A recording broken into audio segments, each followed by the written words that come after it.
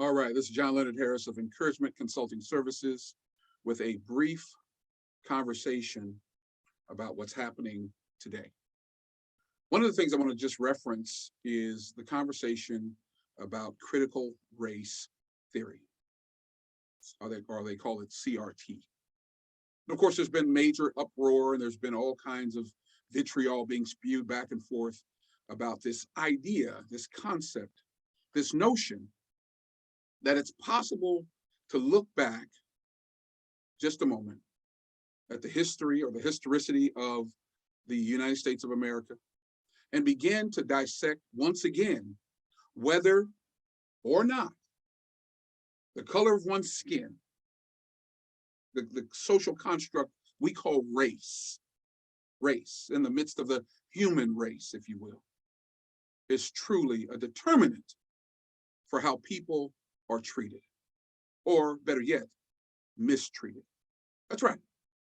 And so back at the post-civil rights era, there were professors at Harvard Law, Derek Bell and Kimberly Crenshaw and others, who felt the need to examine whether the gains of the civil rights movement were actually being pervasive and permeating the various realms and dimensions of life, particularly for African Americans.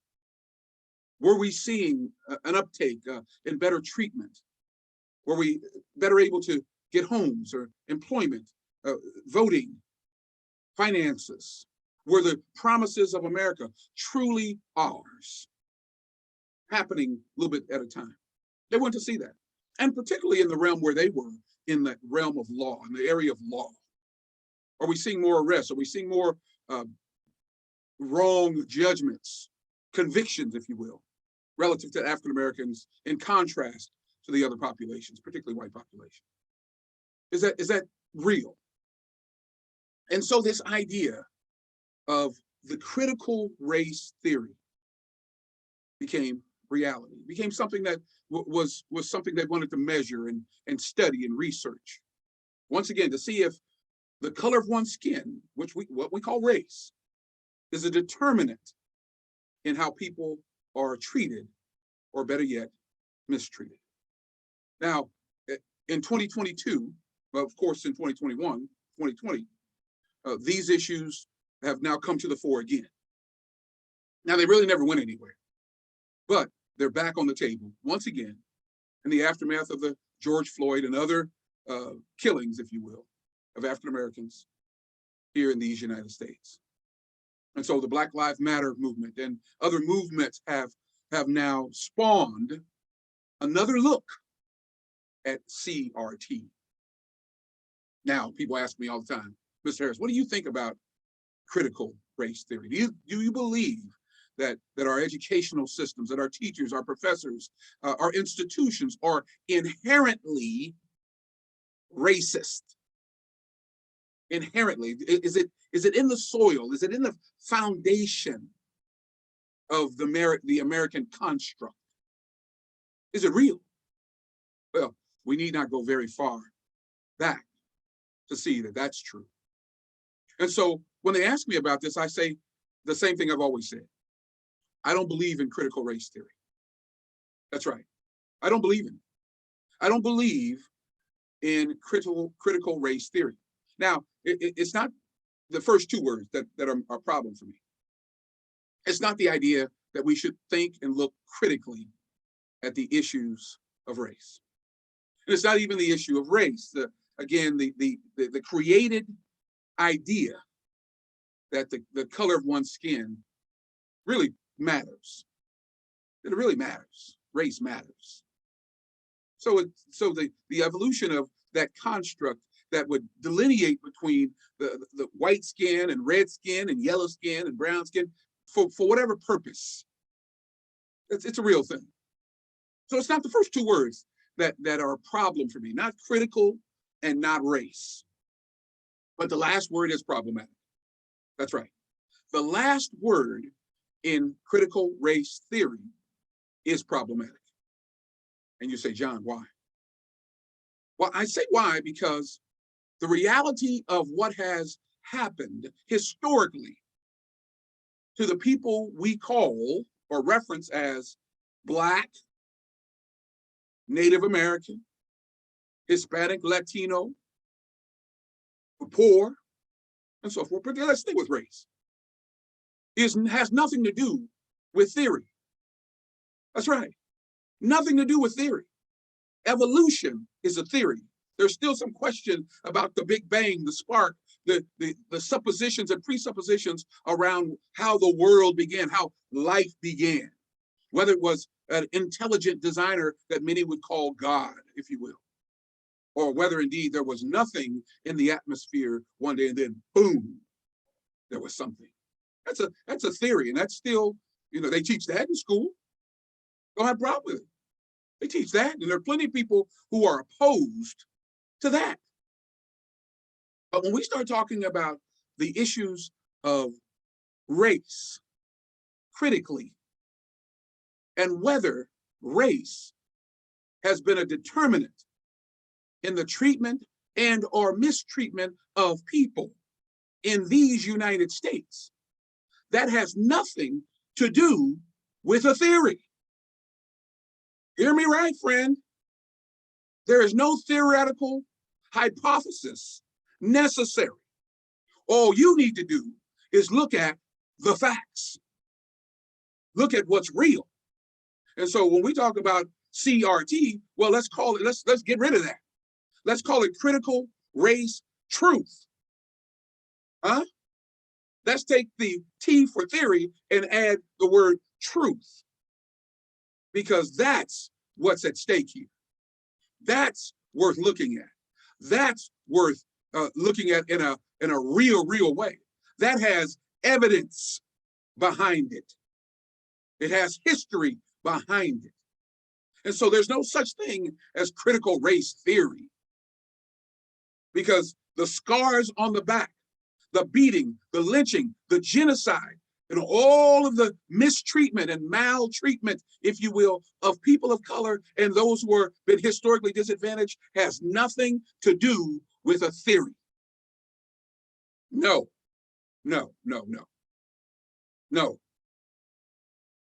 But we want to talk about fact. We want to talk about truth. Now folks have a problem. That's right. Because we can go back and we can look at the evidence and we can look at it critically and see without question, without a doubt, that what the evidence shows is real. And so discrimination is real. Segregation is real. Huh? The colored and white bathrooms, water fountains, buses, dogs, water hoses, lynchings, all of it, real.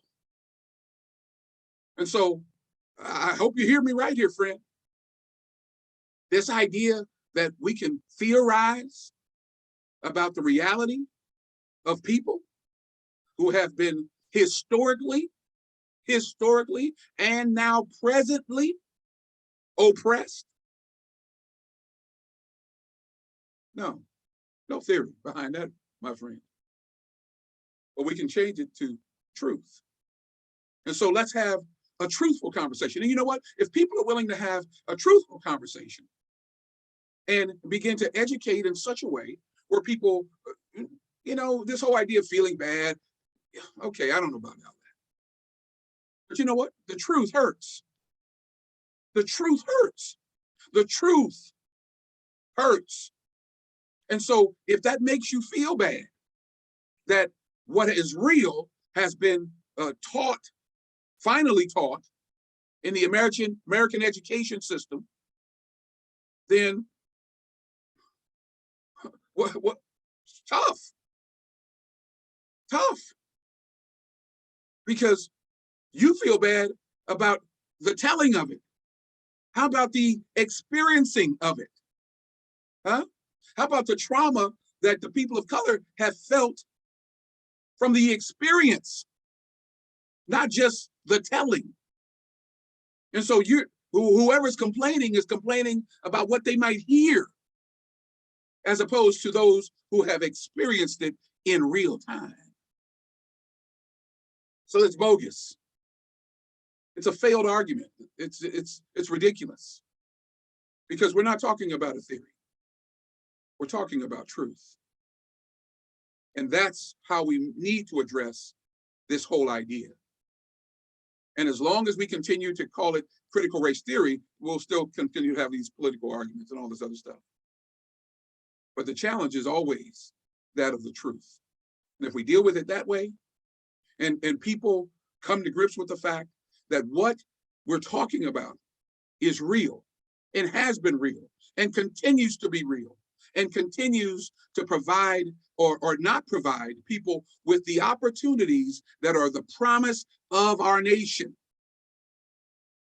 That's right. Dr. King said, they misquote him all the time about the idea that his 4 children would be judged by not by the color of their skin, but the content of their character. Why did he even have to say that? You keep quoting it and misquoting it as a justification as to why we don't need the conversation. Listen, why did he need to say it in the first place? You don't think about that. Why would he even say that? Because there was a problem. There was an issue. And it was the fact that Black folks, then the so-called Negro, has found him and herself in a place of mistreatment in the land of their birth.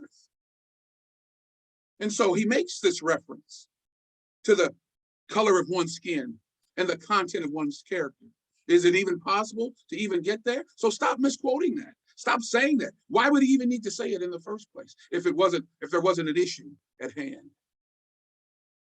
He also made reference on the March on Washington to speak to a check that continues to come back insufficient funds. That's right. A check that America has, of the promises America has made, that continues to come back insufficient funds. So that's what we're dealing with. That's what we're really talking about. And the question of, can we begin to move in a direction that is right, that is just, and that is in line with the very promises that have been made? That's really the deal. That's really what it's all about. And so if anyone's against that conversation, then they really got a problem. If they're really against the people of their own nation, of their own land, experiencing all of the promises, the life, the liberty, the pursuit of happiness, if you will, that are the promises of this land, that we are endowed by the Creator, if you will, with inalienable rights, which is among these life, liberty, and the pursuit of happiness, then there's the problem. It's not the problem with you feeling bad. It's not the problem with your kids feeling bad. It's the problem with the fact that you want to continually deny people in the land of their birth the rights promised by their very nation. Then you need to take a real critical look at yourself and see why that might be the case. Now, would some want to take advantage and overly politicize the issues of CRT? It's possible. Possible. But I'm bringing to you, I'm sharing with you the foundation of what CRT, the origin of it, and what the real issues are.